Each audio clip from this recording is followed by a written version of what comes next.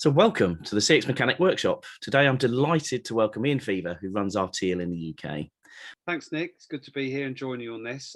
So if you're running a company, you think of your company as a Viking ship, and you have 100 people on your Viking ship, and each of those people have an oar in their hand, and they need to take the ship across the ocean.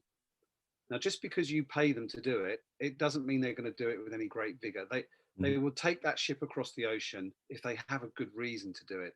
When they get to the other side of the ocean, there's something there for them that's going to spur them on to do that in the first place. That's the purpose.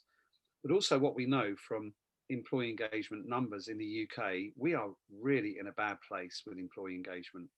At best, most surveys say that employee engagement in the UK is between 8 and 15%. That's 1 5. So that's shocking. Yeah, it is really bad. And if you imagine you've got a company of 100 people, 15% of your people, 15 people will be highly engaged. And when I say highly engaged, I mean that they have a purpose in their work. It's not just a job. They not only do they know the values, but they live the values every day. It's part of their DNA. They respect leadership. They love what they do. And these are your role model employees, and we all know who they are. And these are the 15 people at the front of your ship rowing hard with great energy. Unfortunately, at least 25% of your people will be highly disengaged. They don't have a purpose, it's a job, and they probably don't even like the job. They don't know the values, and they don't really care. They don't respect leadership.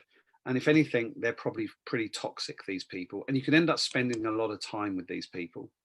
These are the 25 people at the back of your ship dropping anchor. So your ship or your business isn't going anywhere. So who are the other 60 people? Well, the other 60 people are passengers. They're neither highly engaged, they're not rowing, but they're not dropping anchor either. They're just going along for the ride. They're doing the minimum. And I think the work that we do at Arteel enables us to really inspire those people, engage them to the values and the purpose, because these people are open-minded and they're receptive to that. And then they will start rowing, and then they can take your business forwards. And that's the power of employee engagement. Yeah, no, it's a fascinating analogy, and I think you're absolutely right. There's the passives in the middle going along for the ride become an opportunity to engage and bring forwards. But also, I mean, I certainly from experience, some of those that perhaps fall into that toxic group, sometimes they really want to be involved, but for some reason, something's preventing them from doing that.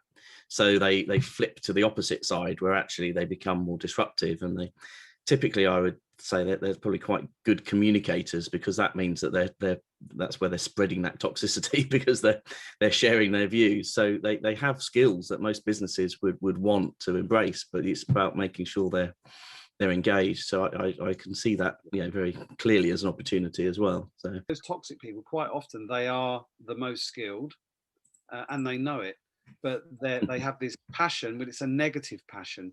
And we need to flip that, as you said, to engage them in a positive way, because they could be your superstars. They could be your highly engaged people.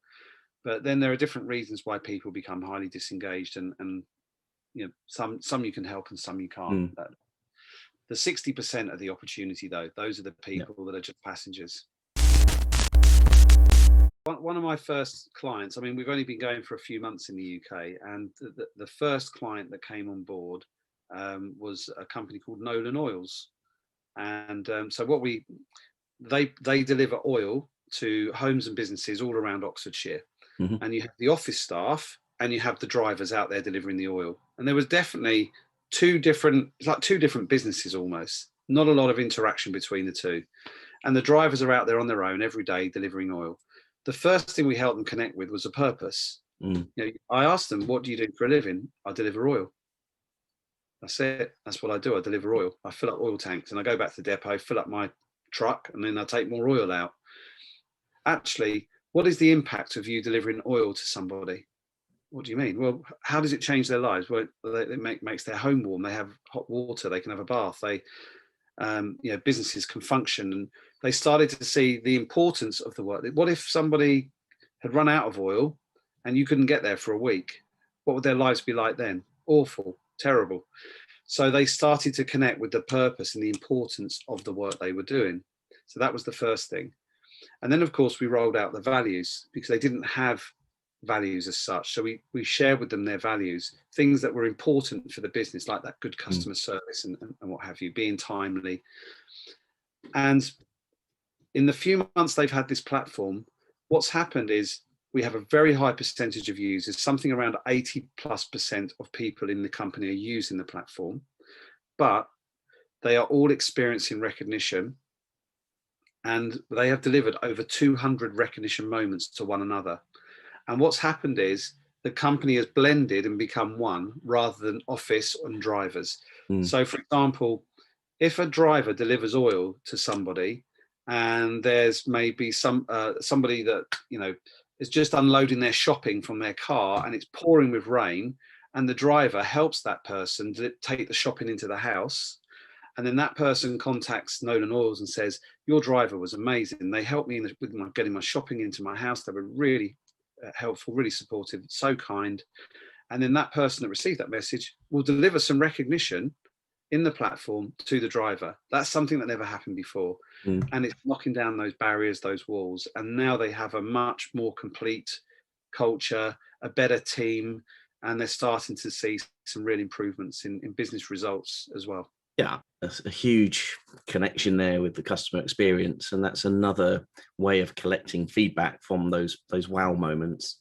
But equally, it's about enabling those drivers to see and enable them to show empathy. And for me, empathy is a key facilitator in allowing people to kind of forget the rules to a degree and say, I'm not just there to do a task, I'm there to provide, as you say, a purpose for somebody, and then they can carry that forward in other ways. And if you can help people, then that's fantastic, because you then add greater value. You build a stronger relationship with your customer, who's then compelled to say thank you.